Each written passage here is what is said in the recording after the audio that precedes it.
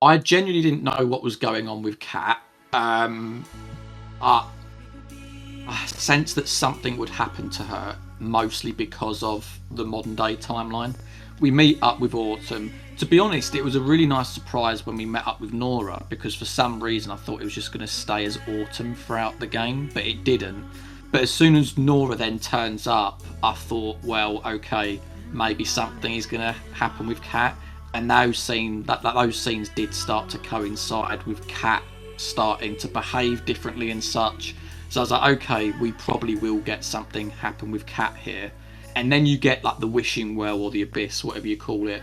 And I thought, okay, and this is a potential theory. Is it going to be that she dies and then they potentially wish her to not be dead in the take two? We'll have to see.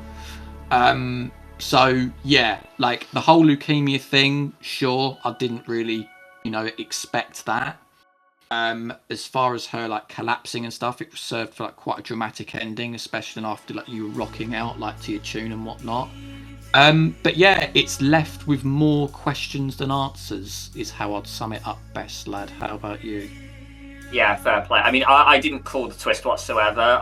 Me in the chat theorised that something's going on with Kat at home because of how aggressive she is with Dylan and Corey.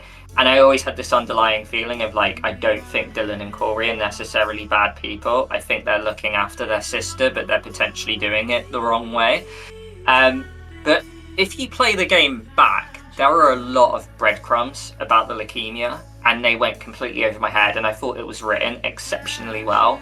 So, like, for example, there's the whole, just the generic her living life to, like, the fullest, being the most intense person in the group, pretty much being the one that, like, pushes the group out of their boundaries to do adventures and stuff.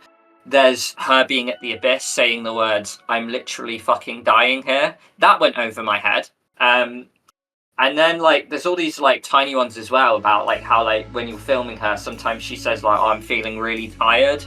Every now and then she'll start coughing. I missed all of this. And another big one as well is that, at one point before you go and meet the girls in the cabin that you find in the woods, you can choose to call one friend. Now, I chose to call Kat, right? And now Kat tells you this whole thing, like, oh, here's a secret, because I gather they will tell you a secret. Kat says, like, oh, don't tell Nora I said this, but she says your deodorant doesn't work for you, that you smell.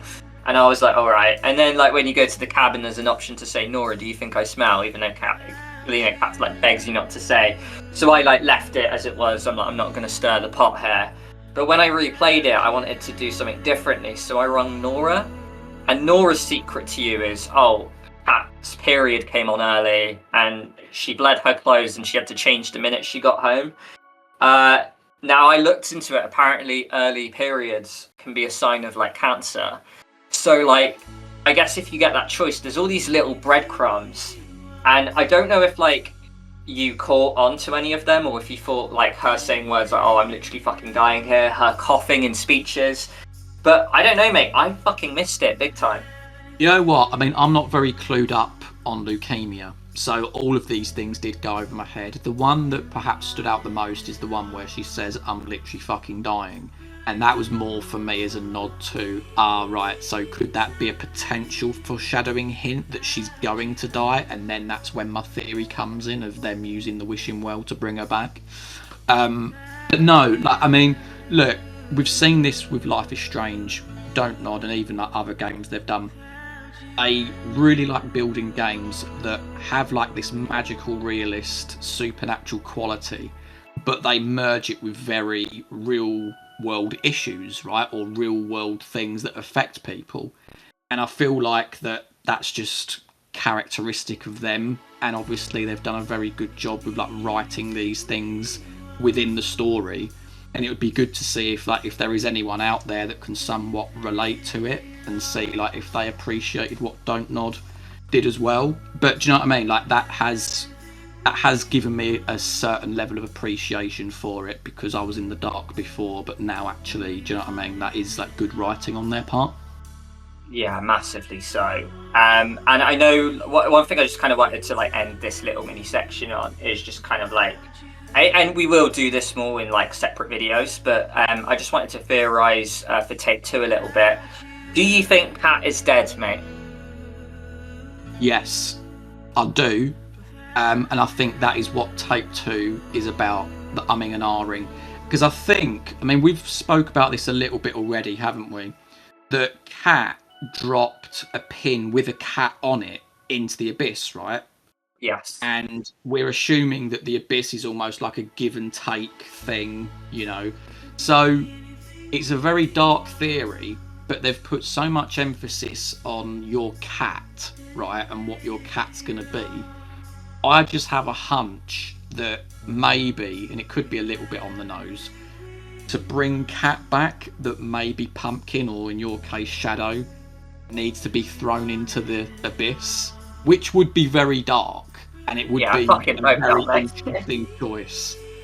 So I don't know whether like Don't Nod would go there, but that's where I'm sitting with it at the moment. How about you?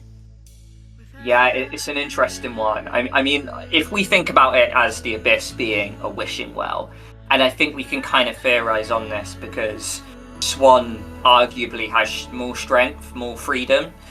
Autumn never made a wish, but Nora's was to be famous, and she is, right? In the future, she's a famous fashion designer. This wish was to get out of here. Now, you can kind of like sum that up in different ways, right? It could be very much like, oh, get out of here in terms of I don't want to be alive anymore.